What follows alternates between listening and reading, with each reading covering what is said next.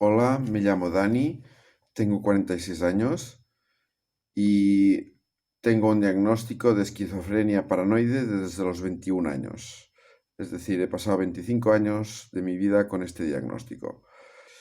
Y mi experiencia a lo largo de la vida con esta enfermedad, si se puede llamar así, porque yo no creo que sea una enfermedad y tampoco creo que sea un trastorno, sino, bueno, forma parte de la diversidad psicosocial que diríamos algunos, o de la diversidad funcional, o de la diversidad mental.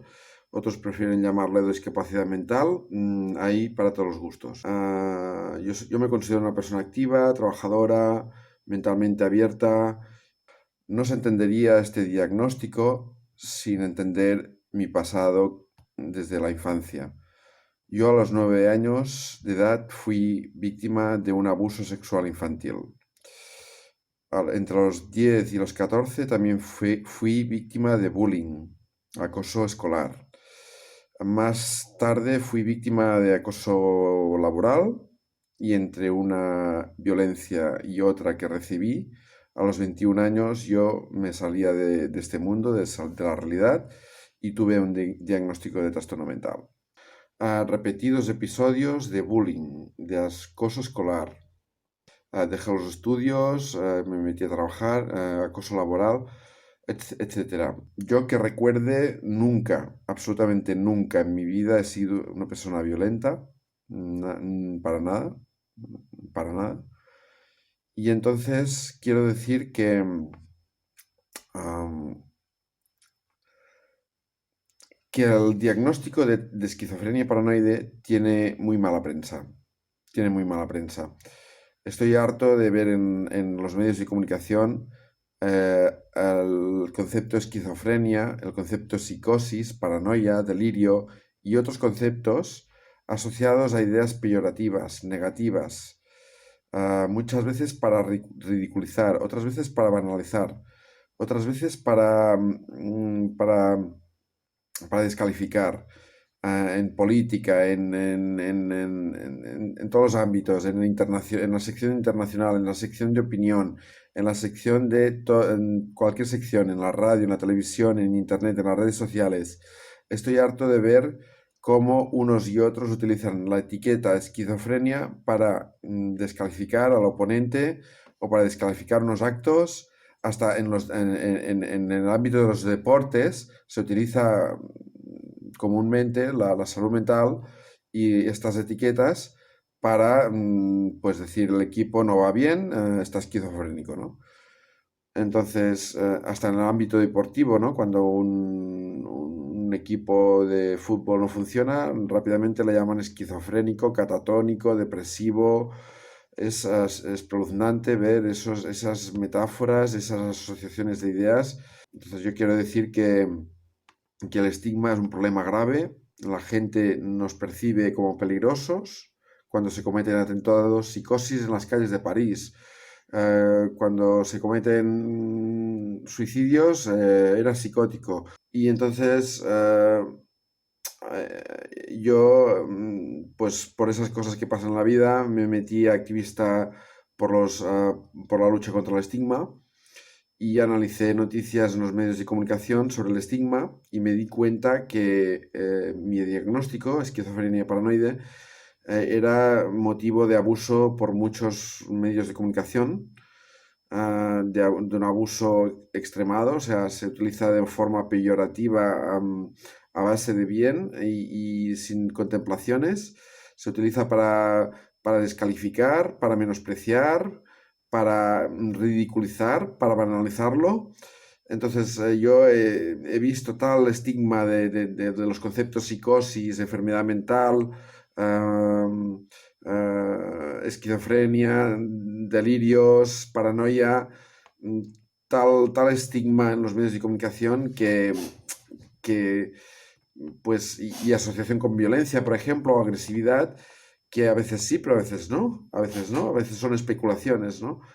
Y cuando ves atentados en según qué partes, pues lo asocian a psicosis, lo asocian a esquizofrenia, pues muy fácilmente. Luego se demuestra que no, la persona no tenía esquizofrenia ni tenía psicosis. Pero de entrada ya sale el titular y eso hace mucho daño. Pero esas descalificaciones, ese uso peyorativo, esas metáforas negativas a menudo crean un imaginario social acerca de las personas con esquizofrenia como yo que para nada se corresponde con la realidad. Y entonces yo pediría que se luche contra el estigma dando la oportunidad a personas como yo a salir en los medios de comunicación y explicar cómo nos sentimos las personas con esquizofrenia cuando, por ejemplo, en el tema del catalán, pues se habla de psicosis en el Parlamento o de esquizofrenia catalana o de delirios autoritarios o de esas cosas que se sacan del bolsillo y que la verdad no tienen ninguna validez desde un punto de vista objetivo y científico, ¿no? Entonces, esa imagen que tiene, esa imagen que está en el imaginario colectivo, en la gente, que tiene de nosotros, de las personas con esquizofrenia, es tan altamente negativo que afecta a mi día a día y afecta a mi persona. Porque a la gente que no me conoce y que no sabe que yo tengo esquizofrenia, puede llegar a pensar que las personas con esquizofrenia somos monstruos, somos abominables, somos seres agresivos, seres pues muy impulsivos, muy violentos. No tiene por qué. No tiene por qué ser así. Es más, yo soy un ejemplo viviente de que he recibido más violencia con mi abuso sexual infantil, con mi bullying, con mi acoso laboral y escolar. He sufrido más violencia en mis primeros 20 años de vida que yo he sido, que yo no soy violento con los demás. Entonces, eso está demostrado. Hay estudios que lo dicen. Nosotros recibimos más violencia que no perpetramos esa violencia. Y quiero decir que esa visión de las personas con esquizofrenia, pues nosotros recae sobre nosotros, ¿no? Y la percepción que tiene la sociedad de nosotros. Y eso nos impide tener una vida normal, nos impide tener una vida pues con sus más y con sus menos. Y a pesar de ello, pues vamos tirando para adelante como podemos, ¿no?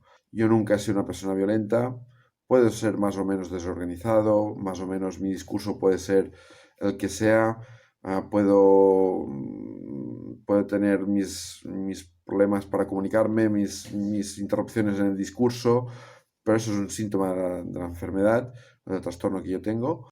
Entonces,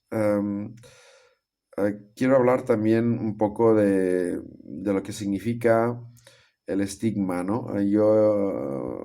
Con el tiempo me he hecho activista contra el estigma en salud mental y entonces quiero hablar de un estudio que se publicó en 2016 aquí en Cataluña que hablaba de que el 80% de las personas con trastorno mental se han sentido discriminadas en algún ámbito de su vida, como por ejemplo el sanitario, el educativo, el laboral, los medios de comunicación, el familiar también.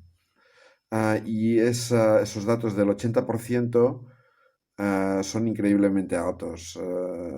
Incluso un 1% sería demasiado estigma, pero no. Un 80% de las personas con trastorno mental se han sentido discriminadas.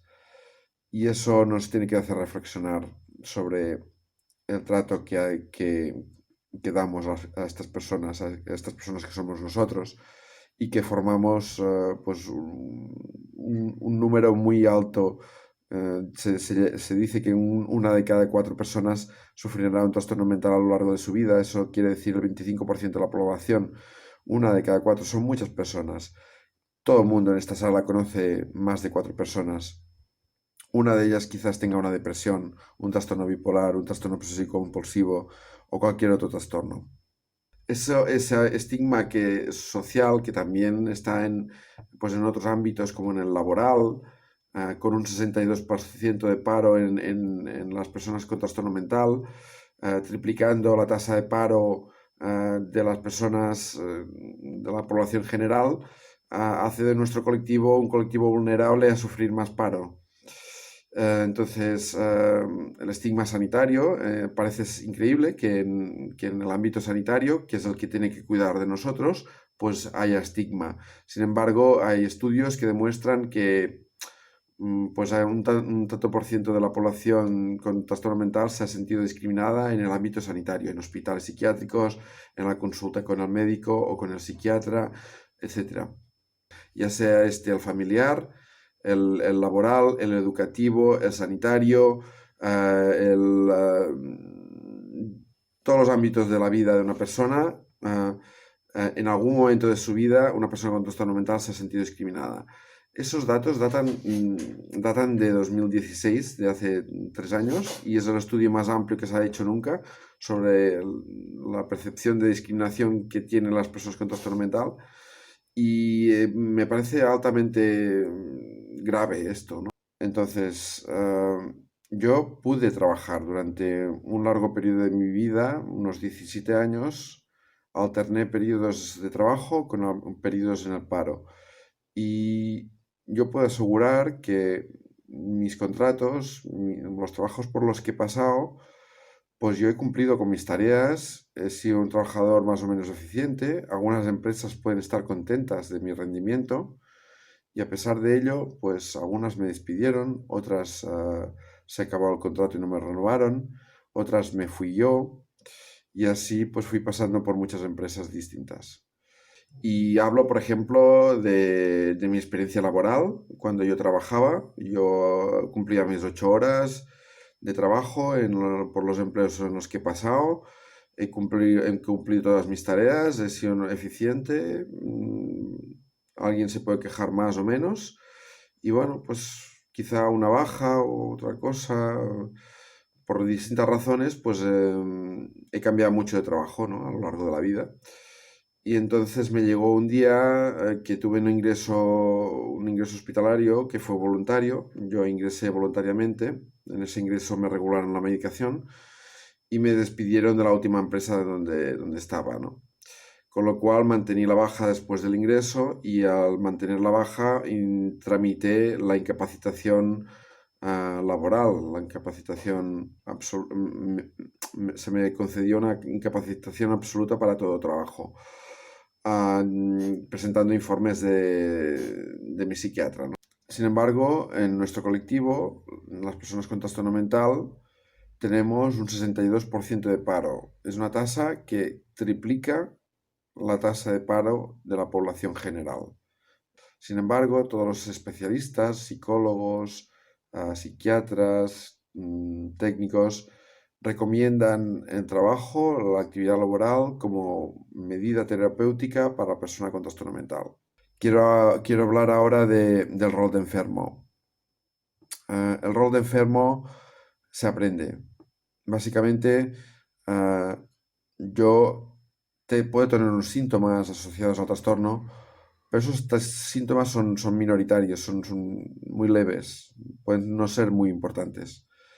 Se agravarían si yo fuese consumidor de droga, lo cual no lo soy, pero hay gente que sí, que consume droga y con ello se agravan los síntomas de la enfermedad o del trastorno. El rol de enfermo se aprende básicamente porque entre lo que te dice el psiquiatra, lo que ves en los medios de comunicación, lo que lees en los libros, lo que se dice por ahí del trastorno mental, pasa a formar parte de tu identidad.